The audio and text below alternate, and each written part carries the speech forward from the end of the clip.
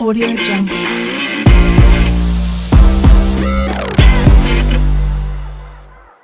Aadil Mahomed, Yasser Essack, welcome to Broll Auction and Sales, and we're talking about analysts because you guys are just the cream of the crop. So let's start with you, Aadil. How did it happen for you that you became an analyst?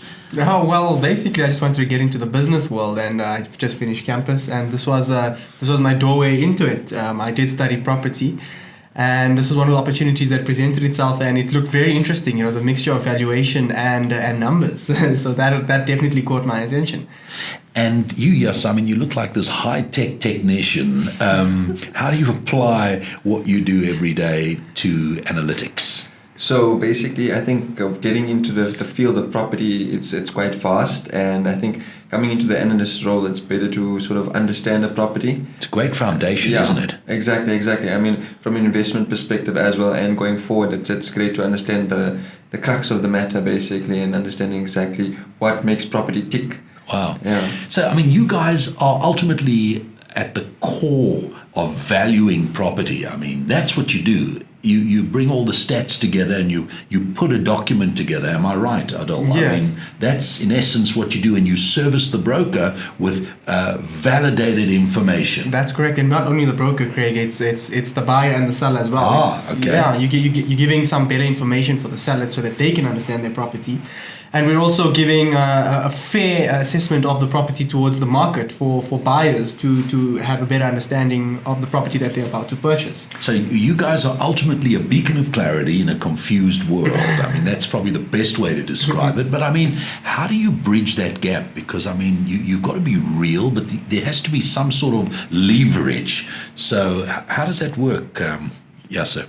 So I think the most important thing is obviously to base all our analysis on factual information. Yes. And in order to relay that as precise and as clear as possible for then investors to make an informed decision. Obviously, I'd say we conduct a pre-due diligence where we put together the bones of the matter, and then we allow the investors to sort of add some flesh onto that and do their own due diligence and delve a bit deeper in order to understand what exactly is the investment that they're looking at and how exactly that would fit into their portfolio.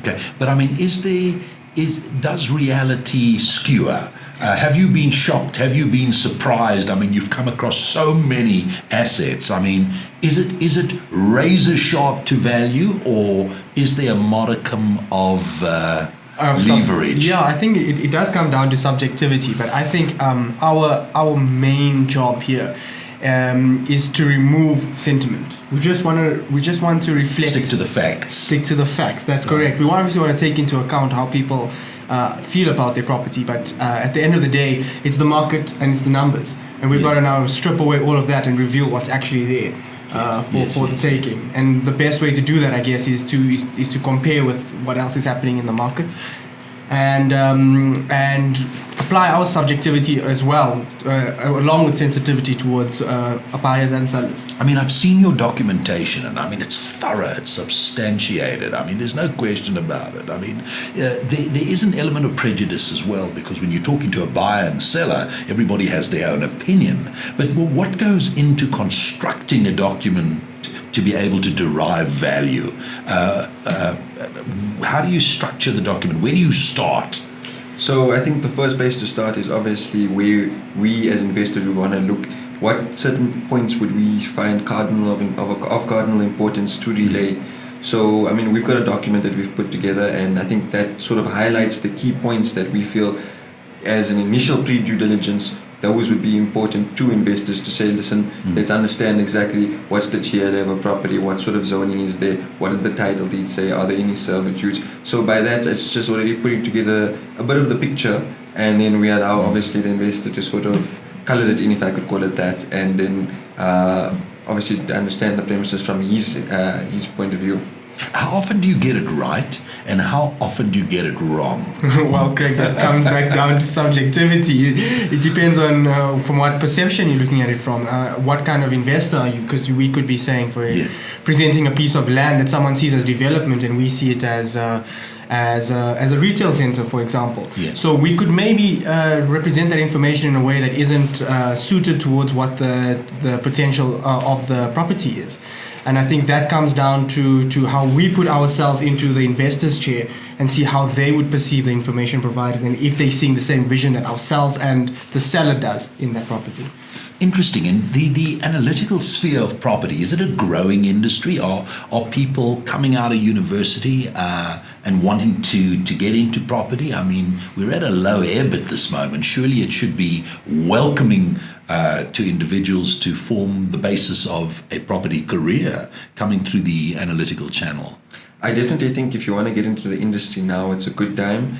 Reason being, it is a difficult time currently. I think globally, economically, and in our own country, there's a lot of moving parts and a lot of things that are changing. And I think that getting in right now, if you're able to understand the current economics with regards to property itself and the bigger economic climate, I'd say macroeconomics, and then taking that forward as we ride the curve upwards, I think you'd be in a better position if you could understand the market now in the difficult times and work that forward into the newer cycle, if I could say that.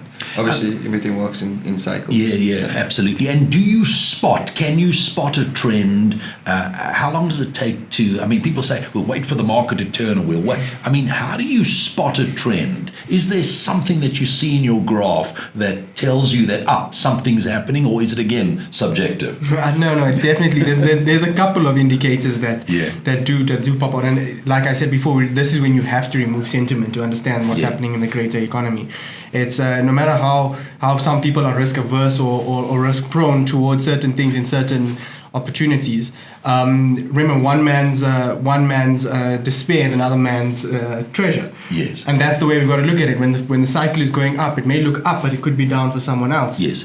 So we've got to remove that subjectivity when we're looking at the market, and we've got to look for simple things like interest rate hikes. We've got to look at the ability of people to outlay capital into the market, and simple things like just speaking on the phone and finding out people's appetite for investment. You can see that right now with the interest rates that have been squeezed, people don't have that much capital to outlay, which means developments are now getting a bit sluggish. But on the other side of things, people are looking to park their money in ready-to-go investments such as retail centers or fuel stations specifically.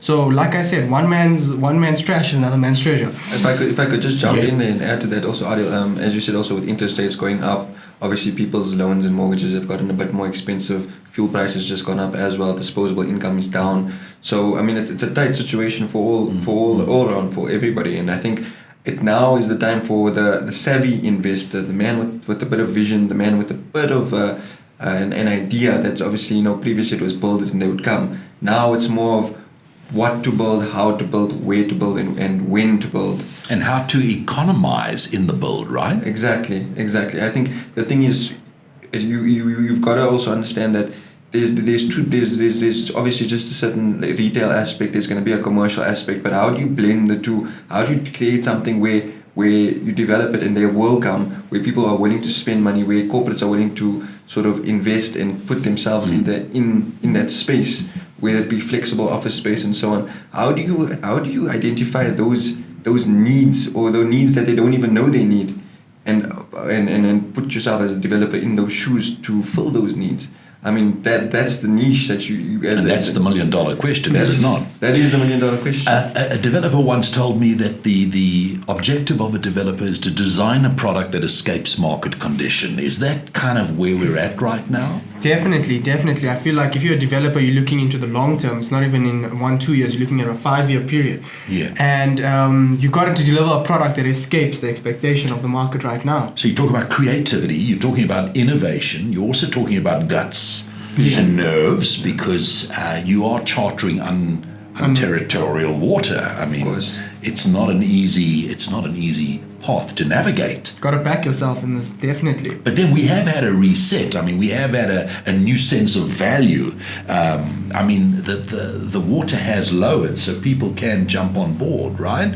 That's definitely true. I mean, that's the exciting part. Exactly. So, firstly, you guys are doing an amazing job, and you are truly inspirational. You're full of energy, and It's a privilege and a pleasure to chat to you. So Aadil Mahomed and Yasser Essack, thank you so much for giving us time through BrollCast and for sharing some of your insights and your attributes to the analytical world of property. Thank you very Thank you, much, Craig. gentlemen. Thanks, Craig.